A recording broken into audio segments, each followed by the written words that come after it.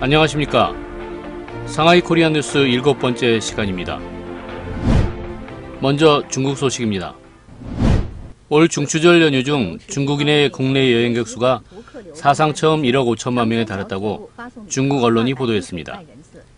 연휴 기간 중 중국 내 관광 수입은 472억 8천만 위안으로 전년 동기 대비 8.7% 증가했습니다. 연휴 기간 중 여행객이 찾은 10대 도시는 산야, 베이징, 우르무치, 꾸이린, 리장, 쿤밍, 샤먼, 청두, 상하이, 시안이었습니다. 한국무역협회 국제연구원은 중국의 비즈니스 환경 변화와 시사점 보고서를 통해 중국 105개 도시의 평균 토지 가격이 지난 10년간 연평균 5.8% 상승했으며 그 결과 지난해 기준 중국 105개 도시 토지 가격은 한국 수도권 및 광역시 평균 토지 가격의 1.9배가 됐습니다. 산업용수 가격은 한국보다 2.4배 비싼 걸로 조사됐으며 산업용 전기요금 역시 한국보다 1.2배 비싼 걸로 나타났습니다. 또한 평균 최저임금은 지난해 기준 한국의 21.5% 수준입니다. 이와 같이 중국은 생산 기지로서 이점은 상실했지만 세계 최대 시장 입지는 더욱 굳어질 것이라고 밝혔습니다. 다음 소식입니다. 중국의 몇몇 대학과 중등학교들은 학생과 교사의 행동을 분석하기 위해 AI 기술을 활용하고 있다고 홍콩의 사우스 차이나 모닝 포스트지가 보도했습니다. 본 매체는 세계 AI 분야를 선도하고 중국 경제를 업그레이드 시키려는 국가적 시도에 중국의 대학들이 선두에 섰다고 보도했는데요. 하지만 얼굴 인식 카메라 등을 통해 학생과 교사들의 행동을 모니터링하는 데 대해 사생활 침해 논란이 일고 있으며 이에 대해 전문가들과 학부모들의 의견은 찬반양론으로 엇갈리고 있습니다. 월소득 약 18,000위안 이상을 버는 중국의 신흥부자들 중 93%는 부동산에 투자하고 있다는 조사 결과가 나왔다고 최근 더 페이퍼지가 보도했습니다. 상하이 선전금융연구소에 따르면 중국의 신흥부자들은 부동산 투자 외에 은행 예금 같은 전통적인 투자 방식을 선호한다는 조사 결과가 나왔습니다. 이는 글로벌 금융시장의 불확실성이 높아지면서 리스크 관리 차원에서 저축과 투자로 관심이 몰리고 있다고 말했습니다. 영국의 300년이 넘는 역사를 가진 고급 식료품 백화점 포트넘 앤 메이슨이 처음으로 해외 독립형 매장을 오픈합니다. 홍콩에 약 26억 달러를 들여 이달 중 오픈할 예정이며 샤넬이나 구찌, 프랑스의 고급 백화점 갤러리 라파에트는 베이징 1호점에 이어 상하이 푸동에 2호점을 냅니다. 도버 스트리트 마켓도 지난해 베이징에 매장을 오픈했습니다. 이처럼 유럽 명품 백화점이나 브랜드가 중국으로 진출하는 이유는 14억 중국인, 특히 Z세대 젊은 소비층의 구매력이 핵심입니다. 컨설팅 업체 맥킨지에 따르면 글로벌 명품 소비에서 중국인들이 차지하는 비중은 2025년에는 전체 3조 1170억 위안 가운데 1조 2270억 위안으로 39.4%까지 늘어날 것으로 추산하기도 했습니다. 중국의 소비 잠재력이 매우 큰 중산층이 2018년 3,800만 가구로 늘었습니다. 2030년에는 2억 2천만 가구로 증가해 전체 가구의 58%를 차지할 것으로 전망됩니다. 이는 현재의 한국과 비슷한 수준입니다. 중국의 소비 관련 산업은 개방 수준이 높은 편이며 미용, 의류, 가전, 개인용품 등 10개 대표 품목의 상위 30개 브랜드 중 외국계 브랜드 점유율은 평균 40%에 달한다고 합니다. 이는 미국의 26%보다 훨씬 높아 외국 기업에는 기회라고 분석됩니다. 하지만 중국 소비자는 결코 호락호락하지 않다고 합니다. 지난달 오픈한 상하이 코스트코에 할인가 인기 상품이 순식간에 매진된 후 바로 정상가로 재판매를 한 데 반발하여 개장 다음날 소비자들이 회원 가입비를 환불받기 위해 몰려들어 매장이 마비가 된 것이 대표적인 사례입니다. 중국 시장은 크지만 공짜 점심은 없다는 교훈이라고 보여집니다. 음식 배달 서비스 업체 메이투안 댐핑이 화이트칼라 야간 소비 조사를 실시한 결과 대상자 40%가 야간에 주로 소비를 한다는 결과입니다. 보고서는 화이트칼라가 야간 경제, 야간 소비에 더 많은 발전 기회와 시장 잠재력을 가져왔다고 분석했습니다. 다음은 중국에 이색 아르바이트가 있다고 해서 소개합니다. 마라롱샤 껍질 까기. 롱샤를 까주기만 하고 먹어서는 안되며 규정시간 내에 1.5kg 이상을 까야 합니다. 음식값의 15%를 추가로 지불하면 바오샤스가 껍질을 발라주며 한 달에 약 1만 위안 정도를 벌 수 있다고 합니다. 인간 내비게이션. 지역 현지인이 여행객을 대상으로 인간 내비게이션이 되어주는 알바인데요. 보수는 거리에 따라 20위안에서 100위안이며 하루 평균 200위안 정도라고 합니다. 하지만 최근에는 따일루런이 범죄 행위에 가담해 단체로 체포되는 경우도 있었다고 하니 주의해야 할 것 같습니다. 장례식 곡소리 알바. 말 그대로 장례식에서 대신 곡을 하는 건데요. 감정이입을 위해 사전에 상주를 만나 고인의 생전 이야기 및 경력을 듣고 장례식에 참석해 곡소리를 구슬프게 되는 겁니다.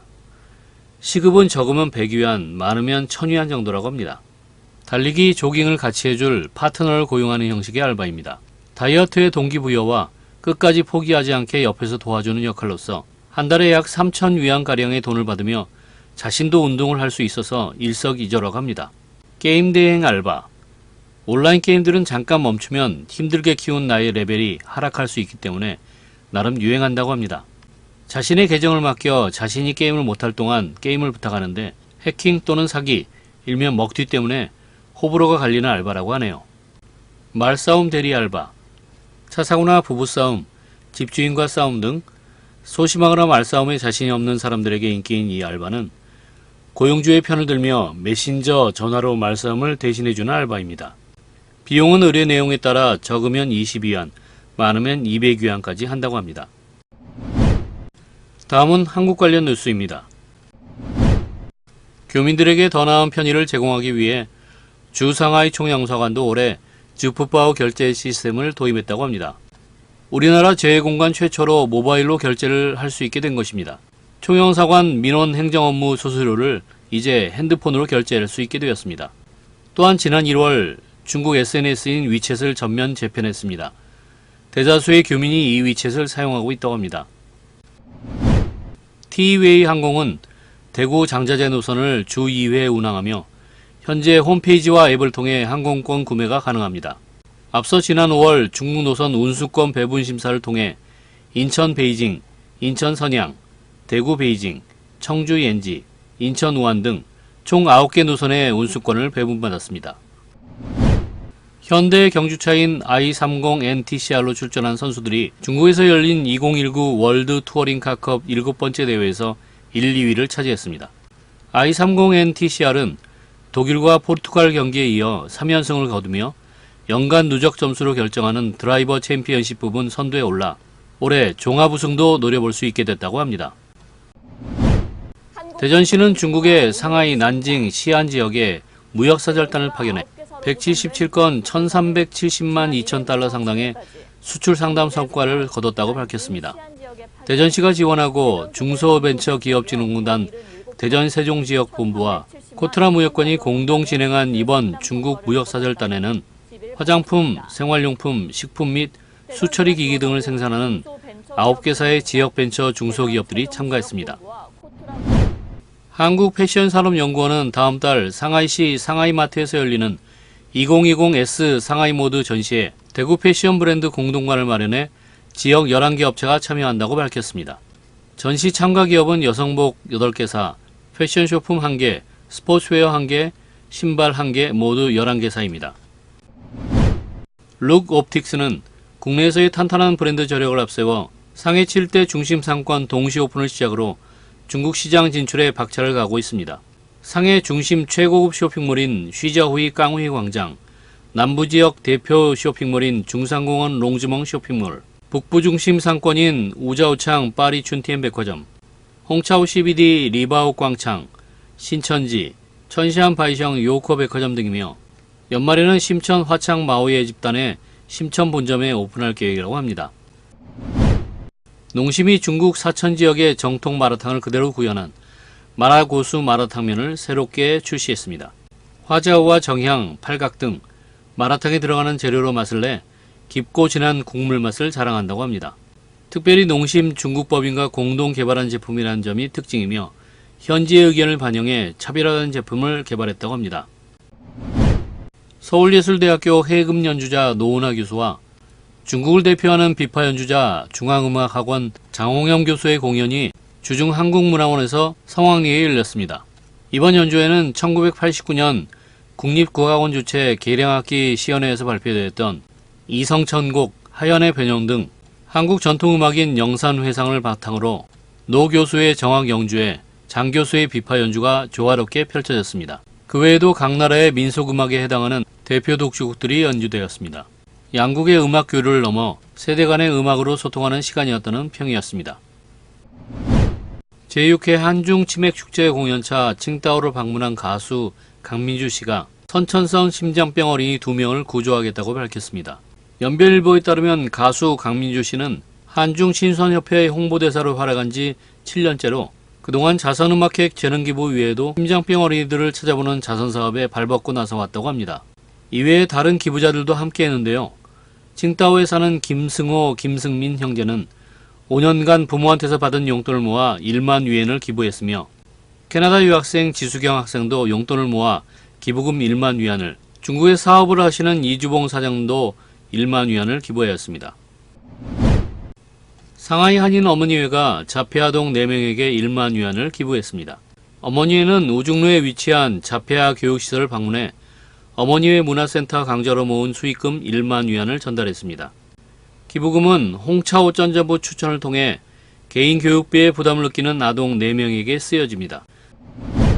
상하이 가을꽃 축제 소식입니다. 푸장 자오예 공원 가을꽃 전시회. 2019 기적의 화원 가을철 꽃 전시회는 그 규모가 무려 43만 평방미터에 달하며 꽃의 요정 요새, 사랑의 화원, 기적의 화원 등이 테마 공간으로 이루어져 있습니다.